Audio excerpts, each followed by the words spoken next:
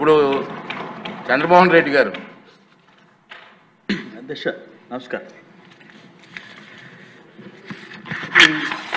Last 5 years గత 5 సంవత్సరాలు YCP పరిపాలనలో ఒక ముద్దాయి 13 కేసుల్లో 43,000 కోట్లు విచారణలో తేలి సిబిఐ ఫైల్ చేసిన కేసులో ఒక ముద్దాయి ముఖ్యమంత్రి కావటం, ఈ రాష్ట్రం విచ్ఛిన్న కావటం, ఆంధ్రులుగా తెలుగోళ్ళుగా ఆ తెలుగు వాళ్ళకి అప్రతిష్ట పాలు చేయటం దురదృష్టకరం. అధ్యక్ష ఇవన్నీ చూసాం.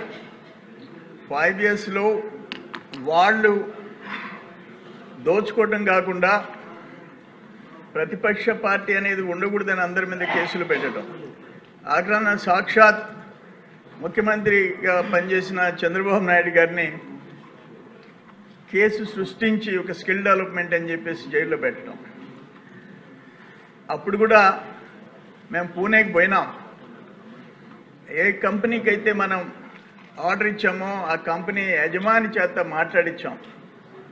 అది పక్క రోజు పేపర్లలో బ్లాస్ట్ అయింది. ఆవేదనతో మాట్లాడినాడు. ఒక ఎంపీ వచ్చి కూర్చొని నువ్వు గన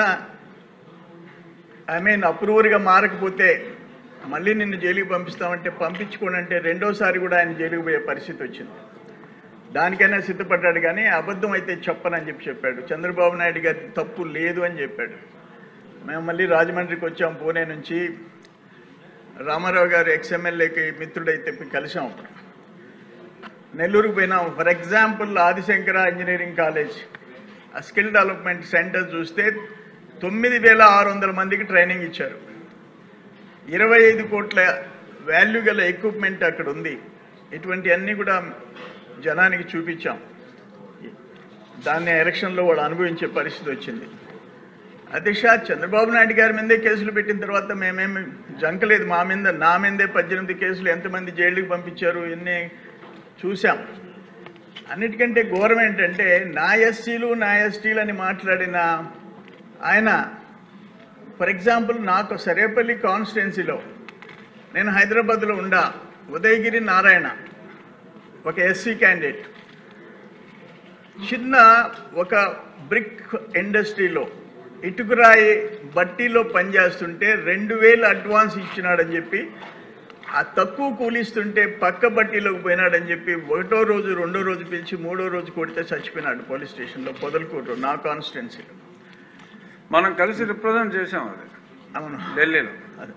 అప్పుడు ఆ బాడీని తీసుకుపోయి చంపేసి లాకప్ డెత్లో అడవిలో, పక్కన ఉండే అడవిలో ఒక యూకలిప్టస్ చెట్టుకి ఎలాడదీశారు. ఉరేసుకునే వాళ్ళు యూకలిప్టస్ చెట్టుకి ఎలాడారు. అయిపోయింది. నేను హైదరాబాద్ నుంచి ఫ్లైట్లో వచ్చాను, నెల్లూరులో కూర్చున్నాం. 3rd డే, మొదటి రోజు పోస్ట్ మార్టం చేయలే, 2వ రోజు పోస్ట్ మార్టం చేయలే, 3వ రోజు మేము 70 మంది పోయి హాస్పిటల్లో కూర్చున్నాం. ఆ భార్య బిడ్డలు ఏడుపులు చూసాం. ఒక డాక్టర్ వచ్చాడు మా దగ్గరికి, మాకు పరిచయం ఉన్న డాక్టర్. పోస్ట్ మార్టం అయిపోయింది. పైన చెస్ట్ కింద మర్మాంగాల మీద కొట్టిన దెబ్బలకి చచ్చిపోయినాడు సార్, ఇది మర్డర్ అని చెప్పేసి వెళ్ళిపోయినాడు. మేము ఆ బాడీ వాళ్ళకి ఇచ్చేసి మేము వెళ్ళిపోయినాం. మాకు తెలీదు ఆ కందమూరికి 70 మంది పోలీసులు పోతారని. మాదిగా వర్గం అది, వాళ్ళు పూడ్చిపెట్టుకుంటారు కాలువరు శవాన్ని. 70 మంది పోయి అందరినీ తరిమేసి ఆ బాడీని తగలబెట్టించి కాల్ చేసి పక్క రోజు పోస్ట్ మార్టం రిపోర్ట్ మార్చి ఆత్మహత్య కింద మార్చారు. అధ్యక్ష నేను అప్పుడు ఢిల్లీకి వెళ్ళి నేషనల్ ఎస్సీ కమిషన్ చైర్మన్ని కలిసి ఆయన సునీల్ కుమార్ అని చెప్పేసి ఒక ఐఏఎస్ అండ్ డైరెక్టర్ని పంపించాడు నేరుగా చైర్మన్ గారు. వచ్చాడు. ఆ కాల్ చేసిన దగ్గర, చెట్టుని ఎలాడదీసిన దగ్గర భార్య బిడ్డలు, ఆ కాలనీ కలెక్టర్, ఎస్పీ అందరితో మాట్లాడి ఒక రిపోర్ట్ పంపించాడు. అన్నీ అనుమానాస్పదంగా ఉన్నాయని. సాయంత్రానికి 8,40,000 రూపాయల డబ్బులు, అమ్మాయికి ఒక ఉద్యోగం 35,000 రూపాయల జీతం, పర్మనెంట్గా ఒక 5,000 రూపాయలు పెన్షన్, ప్లస్ 3 సెంట్లు ఇళ్ల స్థలం, 3 ఎకరాల పొలం సాయంత్రానికి ఆర్డర్స్ ఇచ్చేసిపోయినాడు అధ్యక్ష.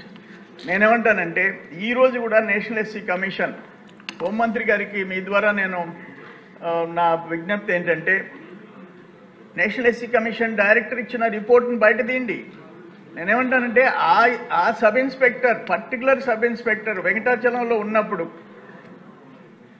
మనకి 2 ముస్లిమ్స్ కరోనా టైంలో కారణం లేకుండా ఒక 22 ఏళ్ల కుర్రోడు 34 కుర్రోళ్ళు చనిపోయినారు. అతను పుణ్యానికి ఏదో ఒక చెట్టు కింద బీర్ తాగుతున్నాను కొడితే వాడు శవం అయితే తెలియడు. 4 ఫ్రెండ్స్ ఒక మోటార్ షెడ్లో కార్డ్స్ ఆడుకుంటున్నారు కరోనా టైంలో. ఇతను తరిమి కొడితే పక్క రోజు గెనం పక్కన శవం అయితే తెలియడు. థర్డ్ మళ్ళీ ఆయన్ని తీసుకొని పొదలకూరులో ఎంచుకున్నాడు ఆనాటి మంత్రి, ఇప్పుడు ప్రస్తుత మాజీ మంత్రి పొదలకూరు పోలీస్ స్టేషన్కి వేయించుకున్నాడు. అప్పుడు ఈ ఆదినారాయణ లాకప్ డెత్ జరిగింది. నేనేమంటానంటే, ప్రాణాలు పోయినాయి, తిరిగి రాకపోవచ్చు.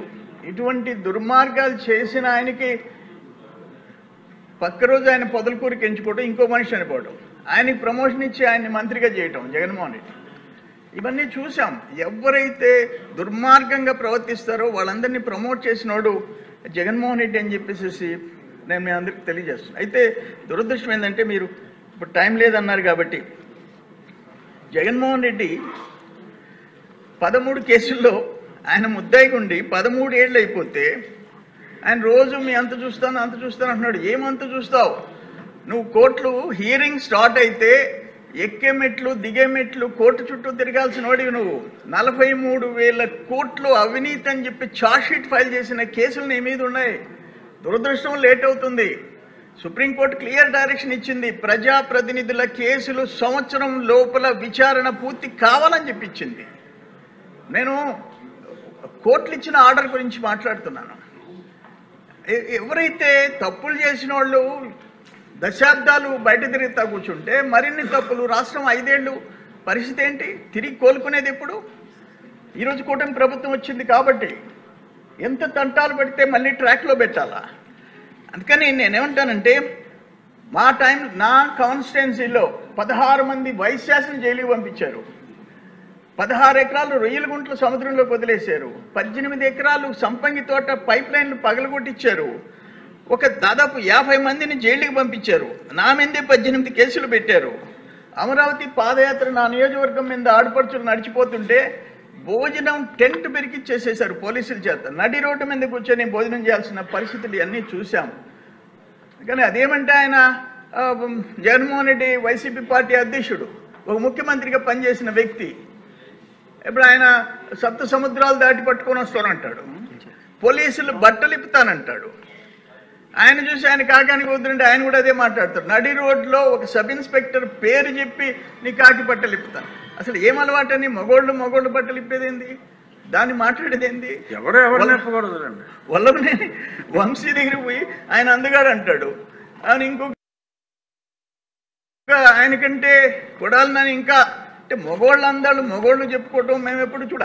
అటువంటి కేసు ఈరోజు ఒక పార్టీ అధ్యక్షుడు అయ్యా స్కూల్కి పోయి అంటే, నేను పోను, నాకు చాక్లెట్లు ఇస్తే పోతాను, బిస్కెట్లు ఇస్తే పోతాను. ఇటువంటి పొలిటీషియన్ని మనం ఎప్పుడు చూడలే. దురదృష్టకరం. మేము కూడా పాపం పెద్ద ఆయన ఎన్టీఆర్ గారి నుంచి ఉన్నాం ఎమ్మెల్యేలుగా. ఫస్ట్ టైం అన్ఫార్చునేట్ పాలిటిక్స్లో.